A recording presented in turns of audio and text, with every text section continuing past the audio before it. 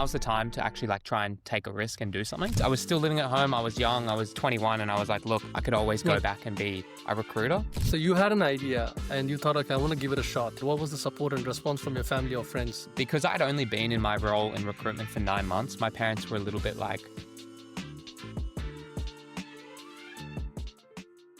Jamie, welcome to the show. How are you, buddy? heaps good. Thanks for having me on. Thanks for coming, man. Appreciate taking the time to join the show. I know you're busy. You have started your new recruitment firm. And the most interesting part in the firm is it's all AI. So this interview, we all get to know about how you started. And I'm curious to know what's AI doing in the recruitment business and how you are leveraging that. So without 100%. any further delay, Jamie, I wanted to start with a burning question, which is in my head. What was the moment you realized on your everyday recruiting work could actually become a business system with using AI? When did that happen? Yeah, so I used to work for a recruitment agency in Sydney, a tech Sydney recruitment agency. And I think the biggest thing I thought when I was working there, that job was always going to be there. I could always go Right. back and be a recruiter, right? And I was still living at home. I was young. I was 21 and I was like, look, like now's the time to actually like try and take a risk and do something because I was, could fail and then always come back to this. Mm, And then at that time as well, was using automations for sourcing for candidates, like scraping data online, and then just using some automations to actually send out to them. And actually, the last placement I made there was a $30,000 placement for a data modeler tech role. And right. the client was sourced with using some AI, which I can get into, and also the way I found the candidate was sourced there. So when that happened, I always thought, look, there's something here. And yeah, kind of went on a journey, left my job, trying to make things work. I tried some other things and then went back into recruitment, Right. and specifically AI and automation. But yeah. Interesting. So when you started this AI business or recruitment system, so were you still working 9 to 5 in your previous job, or you left your job? So I left my job in September 2023. Right. So I just left, but I lived at home, right? So I didn't have a lot of expenses. So I was, in a position where I could take that risk. Now I Okay. live out of home, right? Now I do have expenses, but at the time it was like, look, I actually didn't really have a lot of money saved because, I wasn't on a lot of money, but I was like, look, now's the time to take the risk. And I just left my job and then, met my co-founder, which was awesome. I no longer work with him now. It's just Okay. me who runs Raya. We've got Walter, Bryn, and also Keenan, 3 other people in the company now. But yeah, Okay. I can. Cool. And how long this business has been running for? How many years? Yeah, so basically the way it originally started with just working with recruitment agencies, and that Mm-hmm. started when I was in Bali where I met my co-founder. Now we implemented the system for 15 recruitment agencies. Now we've worked with 17 total, but now what we've done is because we've had attraction from businesses directly to actually ultimately just be able to use AI headhunting themselves internally. Now we're also partnering with businesses directly. So let's say if you're a medical clinic, you could go to a recruitment agency or, you could use our AI headhunting system that will build you lists of doctors, whatever you want, and then also reach out to them, gauge interest, and then the clinic can just spend more time talking to candidates Yep. rather Yep. than doing all the manual stuff. So that's kind of where we are now. Interesting, because I saw your post on LinkedIn about the medical clinic hiring you mentioned. It Hmm. was a long list. You had close to 300 applications you need to filter, and out of which 100 were interviewed and 2 were selected at the end, if I'm That's right it. with it. Yeah. Which is great, and in a span of 27 days, I believe, less than a month. This Yeah. was all. Yeah. That's exactly right. So with the clinic, they were able to make 2 hires, and that would Yeah. usually cost them around $30,000 per hire if working with a recruitment agency. So it's good for them to able to save some money, and get some results. But yeah, the process of that is pretty simple. You just build the list of candidates who are suitable for the role. So let's Mm, say so the GPs, right? Pretty easy to filter for them. GPs in Brisbane, more than 3 years experience. Now we can search across LinkedIn, Seek. You get all the LinkedIn's up, all the pages. Then you go Uh-huh. get their person. Yeah, so it's actually headhunting them, not them coming to us, because the best candidates in the market are usually Right. actually in a job doing it rather than on Seek and LinkedIn. So Well, it's okay, makes headhunting sense. them. So it sends them all an email, SMS, voicemail drop saying, "Hey, look, you actually came up for a good fit for this role. Happy to send some more information about the job opportunity."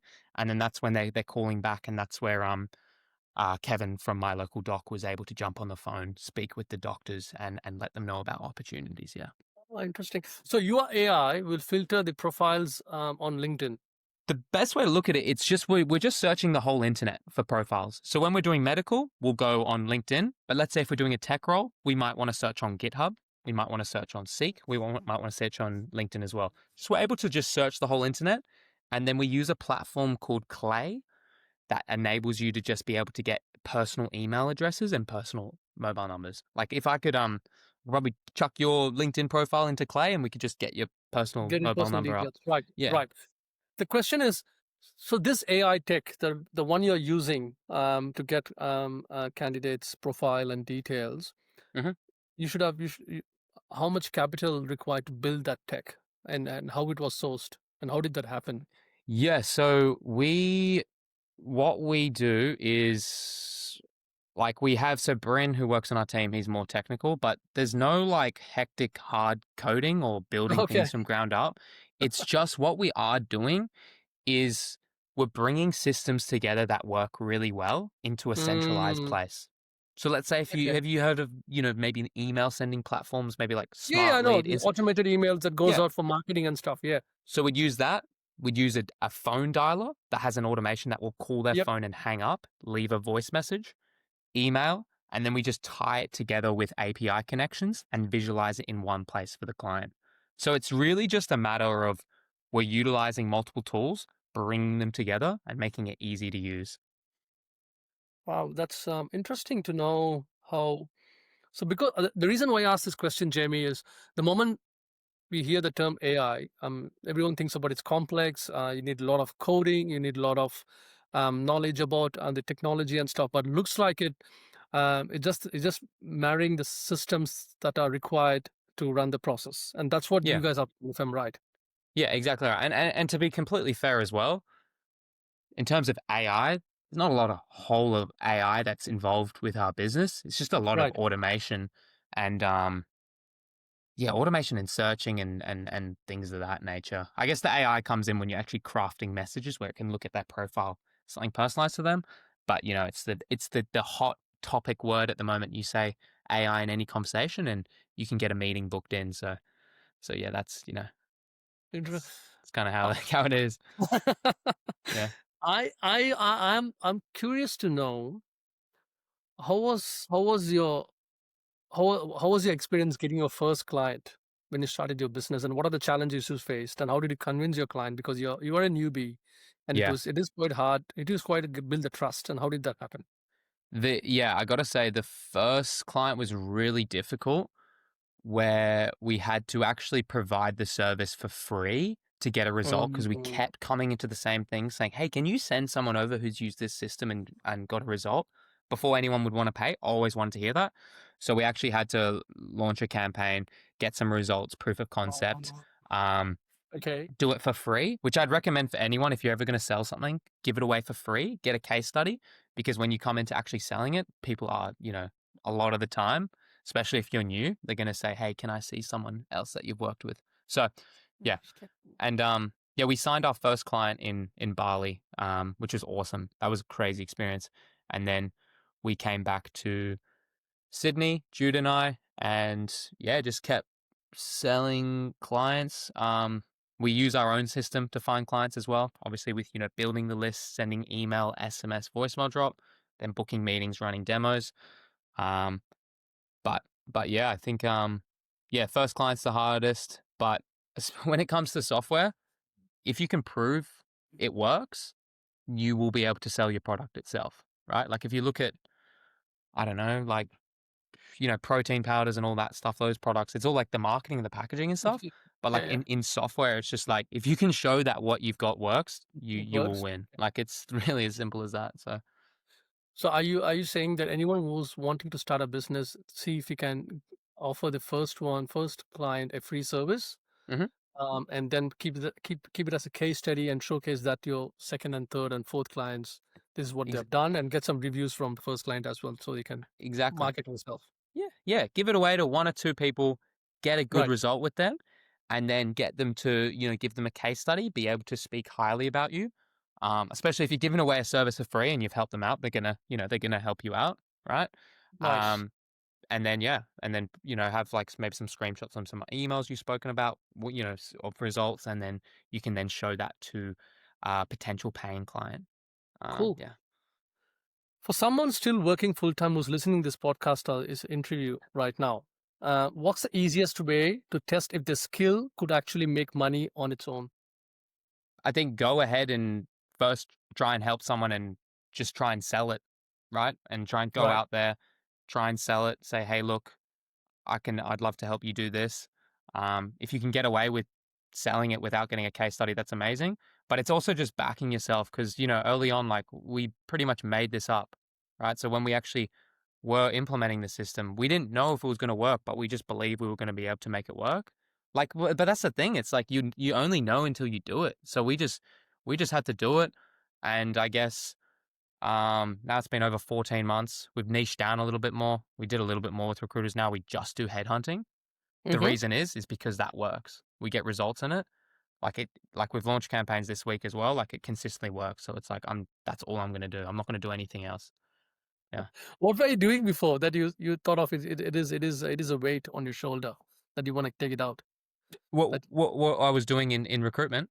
yeah, yeah. I I mean, mean, I just remember like I remember it so clearly. It would be like uh 10 a.m. every day, same song would come on. You know what I mean? Like every day the same song. I was in the office 5 times a week and I was like, not that there's anything wrong with that, but I was like, is this it? Is this what it is for the next 40 years, right? Because I was bottom of the barrel. I was just new recruiter, mm, absolute bottom. So I was like, in my head, I thought it was going to be like that forever. So I was like, nah, I gotta just try something. Because okay. I would actually, one thing I noticed as well, like I would actually like hate on people who actually would go out and give something a go. I'd be like, oh, who do they think they are? Like that they can start a business, right? Because I was jealous, right? That's where it came Fair from. I enough. was Yeah, jealous. I yeah. would see other people taking a step out, leaving countries, making money online. And I was like, oh, like just didn't believe it. But it was because I was jealous of them. So I was like, until I actually took that step myself. Um, yeah. So you had an idea and you thought, okay, I want to give it a shot. hmm And well, how did you get the support? What was the support and response from your family or friends when when you pitched this one? Were they happy or they said, "Nah, Yeah. mate, don't do it"? So that's a really good question. So because I'd only been in my role in recruitment for 9 months, my parents were a little bit like, it kind of seemed like, oh, things got a little bit hard for you, Jamie, and you just want to give up, right? But they were supportive, but I just need to show that I wasn't bumming around. Like Mm, I was getting up early, I was going to the gym, I was putting in work, and also I was actually like working on stuff.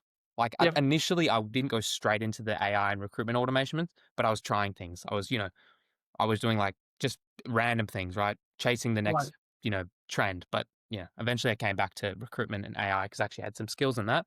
But they were supportive when they saw that I was actually like taking actions and I wasn't just talking about what I wanted to do. I was actually putting in the work. Like one big thing that changed for me, I became sober so I haven't drank for over 18 months. And I think like Oh, showing that I really like was committed to this. Um, you know what I mean? And that's wow. like a whole another thing that's really changed my nut life. But yeah, just stuff like that, just showing I was committed and they were Well, supportive. thanks for sharing it, man. I mean, that's very thanks for being transparent and Yeah, sharing yeah. that. No worries. So someone is going through an experience, and what was the tipping point that you thought, okay, I need to come out of this and I need to prove something. I want to do something better.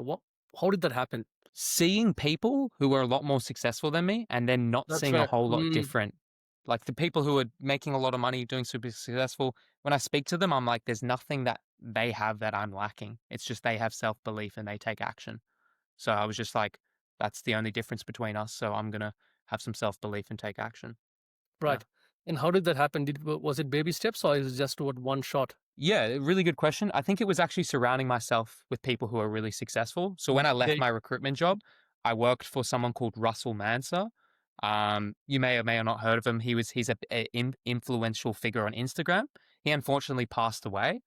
Oh, Um, okay. but I also worked with someone called Alfie Roberts and um, this other guy, Elasta Boy. They fitness influencers, right? But they have millions of followers, hundreds of thousands of followers across multiple platforms, and they also make an insane amount of money, right? They're very wealthy. So seeing them be very successful and being around them and spending a lot of time with them, it's on my LinkedIn with the guys. I can yeah, I don't know if you've Okay. seen them, I'll but check yeah, it out. like they're just being around people who are super successful and just like being like, wow, there's actually not a whole lot different between you and them. Like that was the craziest thing. Mm, Whenever I'd speak to them, I'm like, oh no, these people are like, they're going to be nuts. They're going to have some, untouchable. yeah, they're going to have some crazy morning Right. routine, Yeah. but it's like, they still sleep, go to the bathroom. They still, make mistakes. Like they're just like anyone else. And it's like, they just believed in themselves and took action. That's the only difference. So it's just like, yeah. Wow.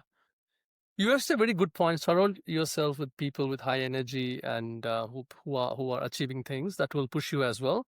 Hmm. And you said you worked with few influencers and celebrities as well. How did you get Yeah. in touch with them? How did that happen? I think the biggest one, another example recently who I've got in contact with someone called Matt LeCave. He's this Okay. G on LinkedIn. There's like 100,000 on LinkedIn. He's nuts, but he's a legend, right? But it's actually looking to provide value to them rather than taking from them. Ah, Quite often, okay. you see people Yep. say, "Hey, John, can I let's catch up for coffee. Let me pick your brain." Right? And what's that translating to that high value person is saying, "Hey, I only value your time at maybe $5, $6, right? That's all I value you as a coffee, right? But if you come in saying, "Hey man, I saw I don't know, just provide value. Like, look, I saw you've been posting on YouTube. I can actually make some thumbnails for you if you'd like that, if you'd find that value. Just providing value, right? Giving, not even talking about yourself, just like, hey, look, this person, obviously gets hit up a lot. How are you going to stand out? Message them, provide value to them. And then, quite like it's so easy to stand out nowadays because everyone's saying that, let's catch up for a coffee, all that stuff. So it's like if you put 1% effort, you can stand out from everyone else and you'll get replies. And that's how I got contact with Russell, Alfie, and also now Matt, all just providing value up front. And if someone listening right now want to work with you and get your expertise, what is the value you would like for them to Yeah. bring on? Um, yeah, I mean, just being a couple things, just being real with me, just being like, just straight, like just telling me like where you're at, what you're saying. Maybe I like running. Maybe Okay. ask to go for a run or something. Meet me where I'm at. Something that aligns with my highest values. Like if someone asks me, because I've been hit up before, someone's like, "Hey, Jamie, would you like to go get a beer?" It's like probably not. Like I haven't drank in Mm, 18 months, so it's like then it kind of shows maybe that person wasn't too interested interested. in Yep. you, right? So it's like, um, yeah, Fine. like just yeah, Okay. I'm not really at that level though, so it's not like I got heaps of No, people but hitting me up, listening, but someone listening right yeah, now, they may say, okay, someone, look, everyone is learning, everyone wants yeah, some help, and they would definitely say, hey, Jamie's, it looks like a cool guy. Let me try to work with him and see what I can pick from him. You know what I mean? You never know. So thought 100%, of yeah, I'll just pitch that out and then see if someone listening, they might reach out to Jamie. 100%. And guys, I'll share the LinkedIn profile as well. So feel free to get in touch with him. That's awesome. Right. Um, Now, I want to understand, you built your business. I want to understand, how did you plan? What is your business model in terms of profit and loss, in terms of break even point? What was in your head?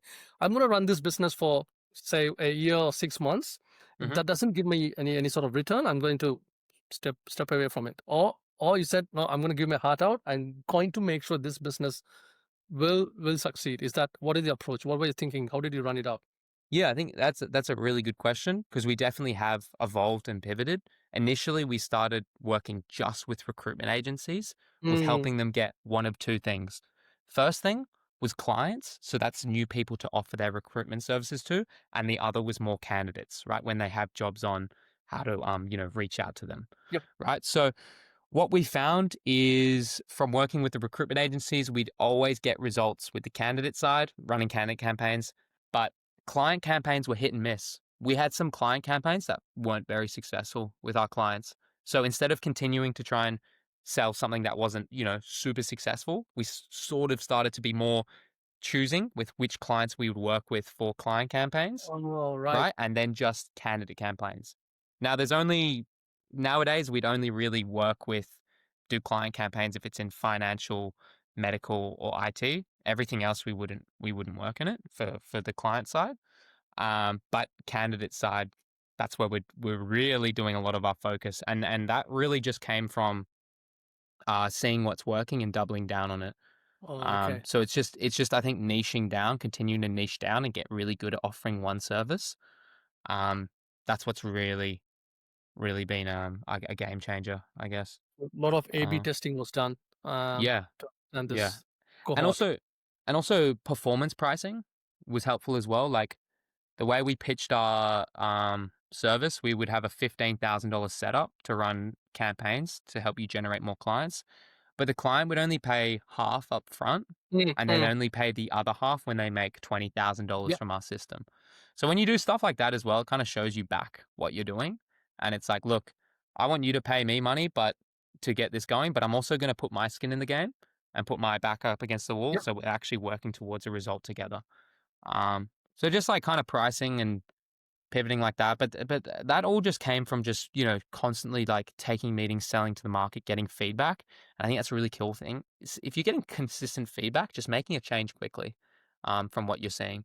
Um, Obviously, if one person says something negative, you don't need to change your whole business, but if you're seeing a pattern, like people are, not really liking your pricing or are wanting something, it's just kind of pivoting on what you're seeing in the market. Okay. Yeah.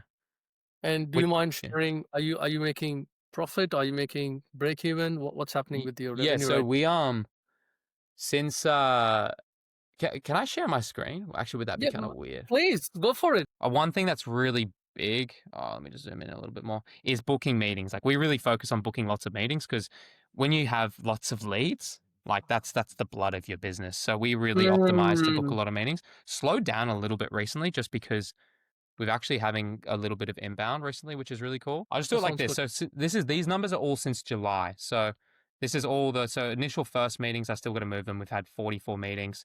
Second meeting, 6 of them follow ups. These are still that are in the pipeline, ready In the to close pipeline, about yeah. $20,000. Powerbase is like they've given us a verbal, and this is what we've closed since July So this 70, year. close to 80K. So no, $76,000 since July. Okay, so 76,000. That is something, that's the revenue you made so far in the from since what, last 12 months or July, 14 no, no, months? no, no, no, just since July. This we have Oh, a since separate July. CRM. Yeah, so this is the new financial year because Oh, Rail fantastic. was set up 5 months ago. So we've changed our ABN. We had to change some of our names and stuff. So we just have a new CRM. So this is revenue since July, So $76,000.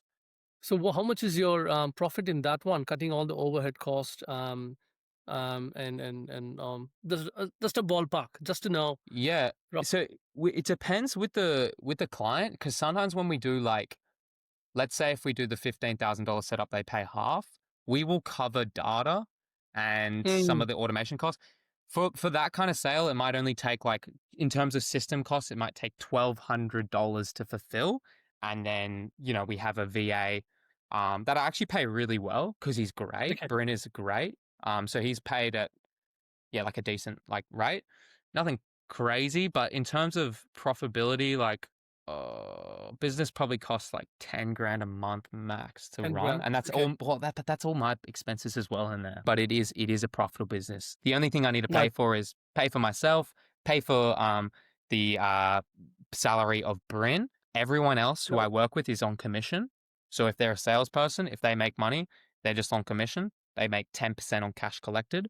Um, so oh, yeah, it's a profitable business. I don't have all the exact numbers. this will be helpful for someone who's wanting to start a venture and understand. Okay, the approach you have taken, they may use the same AI technology in their setup. Not Yeah, it could not be recruiting. It could be something else.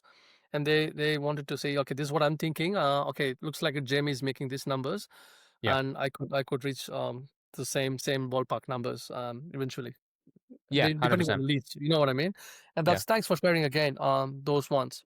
Now, with right now you've started your business, and it's been 14 months, right? Sorry, Yeah, if I, so August 2024, so about 14 months. what are your learnings along the way since August Um, 2024? yeah, biggest thing is got to be like self-belief and just like just believing you're gonna make it work. That's like the 100% the biggest thing. Um, because if you're, nowadays we have all the information, we have all the resources out there. If you Mm. believe that you can go and make it work and actually have like which comes from the self belief only comes when you actually like are doing it. So you got to be Yeah. consistent. So get in the work, be consistent, show up every day, stack those wins, and then that will create self belief. So just having that kind of mindset. This recruitment is, it looks like it, if it's used right, if it's designed in a right way, you could be in a very profitable state in terms of Yeah, yeah, yeah. revenue as well. But there are a lot of big players in the market, Jamie. There are a lot Yeah, of yeah. big recruiting firms in the market. How are you competing with them? And because they'll be using AI as well eventually, I'm pretty sure. Yeah. So what is your value proposition compared to them, and what value are you adding compared to those big players? Yeah, I think so. There's two kind of sides of it. So obviously, if we're selling this directly to a business, obviously we're competing with recruitment agencies. Mm-hmm. And then on the flip side, it's like when we're selling it to recruitment agencies, we're competing with tools, right? AI tools. Now, to answer the tools question, first of all, there's hundreds of amazing AI tools out there, but it doesn't really matter about the tool. It matters about the person who's implementing it. So we know how to implement it and how to use it well. So that's why we can get good results with the recruiters. Because if you give a recruiter a bunch of tools, the tools are good, but they won't know how to use it, right? Mm. So but then on the flip side, where we really have a competitive edge, let's say compared to recruitment agencies, when we sell Mm-hmm. directly to a business, is because if let's say you're hiring for a senior software developer role, right? Salary $150,000, and the recruitment agency is charging 15 to 18% fees. So they want Yeah. to charge you $26,000 to get one CV and one candidate to place into your business, right? So that's quite a Right. high point we're competing with. So where we can come under is charge a smaller setup fee, right? Build the system, and then a way smaller placement fee. We can go around 5%. But then on top of that, what we'll do as well is we won't just give you one CV. We're going to launch the whole campaign in the market. So you're going to get to see all the candidates who are putting their hand up saying they're interested in working at your company. You're going to see all the whole, you're going to get insight into the market to see how the market's responding to a role like this. Whereas Mm. recruitment agencies are great. Like they work well. Like I know great ones, I know bad ones as well, but you're just going to get the one profile and it's going to have a $25,000 price tag on it. So it's like when you partner with us, it's like you also get an insight into the market and you also are paying less than traditionally working with a recruiter. So that's kind of how we would compete there. Now, you mentioned that you know the technology. You have designed your business in a such a way that you bring various systems together Hmm. and use it to filter out candidates and reach out to them, send out campaigns and stuff. If there is a recruitment agency right now who's thinking they want to work with you, at the same time they're thinking, okay, I'm happy to pay. I'm happy to check with Jamie. You can get me some roles filled. But I would also like to use the technology. Will they be happy to install their technology in their business and charge a fee or something like? Is that something happening right now, or is it something you're Yeah. thinking in the? So that's actually a good example of how our pricing works. So let's say our client George from Resonate Recruitment, Hmm. he's a recruitment agency for public in-house accountants. So we did the setup, the half of the $15,000. He then Yep. made a placement, right? Got great results. Now we've just moved to a retainer model where he just pays us a small amount a month, and he just says, "Hey Jamie, I want to reach out to these accountants. Can you get all the details? We'll write some emails and we'll do a voicemail and an SMS together, and can you launch to them?" So it's like the way I look at it is like, bang, we get that proof of concept, we work together, and then once you see the results, once you make money yourself, you get placements, then we just move to you more managing the system yourself, and you can get your other consultants across it. So it's like, build it, we run it for you, we show you that it makes you money, you're bought in, and then you want to invest more time and work with us longer term. All right. So they'll be paying. Your friend will be paying a monthly subscription fee or something like that. Yeah. Yeah, we'll still help run it, right? So, I Yeah. mean, there is the option for you to completely run it yourself. You can. We've had some clients who are like, look, just hand us all over the softwares, we'll run it Mm. ourselves. Um, and yeah, yeah. So it's the thing is, because it's all custom software and it's all built for the client. It really just depends what they want. Some clients want you to keep running it and they do nothing. They just tell you what to do. Some of them want to be more hands in on the process. So it's just we Okay. just give the option for that. So there is an option. It's not Yeah, just yeah. a one solution. You have solution based on the client needs as well. If they want to install it and start using it, you can work around with them as well. That's it. Now, how are you feeling right now being an entrepreneur? I know you worked 9 to 5 and you quit and you've done other things and now you have your own business. Where do you want to take this business forward and what's your vision? Yeah. So where I want to go with it is really is start to like because we've worked with 8 businesses directly. I just want to work with more businesses directly. Like I do like working with Mm, recruitment agencies, but it's like there's just a lot more. There's a lot more money to be made in that working with businesses directly, and it's like there's just more opportunity. Like I would yeah, love to work with some like really cool like because in America how they're all fighting over like AI talent and stuff. Like I'd love to work with like a really cool company and help them like find really hard to find candidates. Like stuff like that would interest me, right? So, like kind of like yeah. more impactful work where it's like wow, like we're really helping build this company and build it into something great. Like that's where I'd like to go. And obviously that's kind of taking a more of a recruiter mindset, but it would be using my systems and softwares to allow me to do that with that company. You have a company and you have a couple of partners. You have 2 partners working with you or co-founders, you said, and Yeah, they're not so your yeah, no longer. I no longer no work with my longer. So co-founder. you're Yeah, yeah. just by yourself right now. Just Right me, now, you Grin, and then 2 guys who are on commission. Yeah, 2 commission. Okay. yeah, So what? Someone who's starting a business right now, I know they have the skill set, they have the brains, they know what they want to do. Do you still recommend for them to go solo, or is it advisable to pick some like-minded partners and try to work together? What are your thoughts about that? yeah. I think being partnered really helped me personally Mm, because I think it depends where you're at. Like my co-founder, right. he would have been able to go out on his own because he has like a really strong mindset. Like he just believes really strong self-belief. But I didn't really have Yep. that when I started working with him. So I was always like kind of scared and nervous, like, oh, is it gonna work? And all this stuff. So it's like I think it kind of just depends where you're at. If you're like, look, I can make this work for myself, like 100% go it. But if you're kind of like, oh, I don't know, I don't want to sell, I'm more of a technical guy, you probably need to partner with someone. Like like you're Interesting. gonna to make it work, you need someone who can talk well to clients and build Yep. trust, sell your service, and then you probably need someone who's technical. So maybe if you're a technical guy and you got a charismatic buddy, team up with him, and then I guess vice versa. Cool. I think we're coming to an end of this interview. I have one last question before you wrap up. Someone who's wanting to start a business has got a lot of self doubt, going through imposter syndrome. And what are the 3 things would you advise to them? Yeah, I think the first thing, like this is just relevant. I'll just tell you what I've done. I think a big thing was giving your life to Christ. I'm a Christian, strong believer in Jesus. Like I think that's the truth.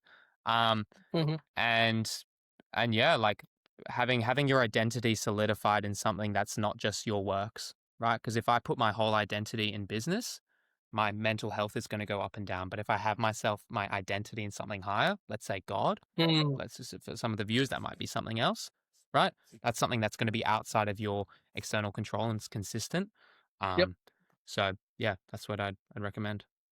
Oh, so it could be God or it could be universal power as well. Some believe in that, some believe in this, but you're saying there is an external power, that's something you can leverage that and start Yeah, I think building it's your just own. putting your identity not just in your work. Right. And I think like my truth that I believe is Christ, but I just think a big thing is don't Right. put your identity in, your friendships or your work or your money because that's going to go up Mm. and down, right? Put it in something greater. Fantastic. Hey, Jamie, we have come to an end. Thank you so much. This has been a wonderful interview. I've learned a lot, and thank you for taking us through your journey where you've gone through tough times and you have come out with flying colors in your new venture. And I'm wishing you all the very best. I'm pretty sure you will be reaching new heights, and achieving your goals as well. So thank you, Mike. I appreciate that, JB. I would love to one time hear more about yourself because I feel like I just, I guess it was an interview podcast, but I just kind of just spoke about myself the whole time. So we'll have to catch up another time. Be keen to hear your story. 100%. We will. But We will. We will. All good. appreciate So you having me on.